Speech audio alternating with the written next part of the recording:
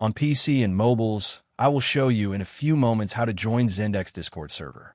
It's the same method on both PC and mobiles. For this, we will open a browser on your PC or mobile, can be whichever. In my case, I will use Microsoft Edge. Now click on the URL bar and type this URL to be able to join this Discord server.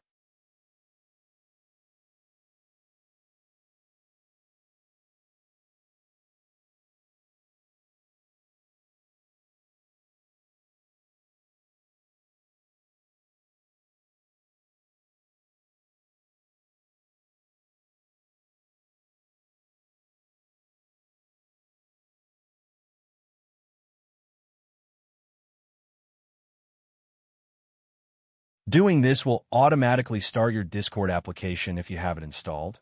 Then click Join, and you'll have access to the Discord server.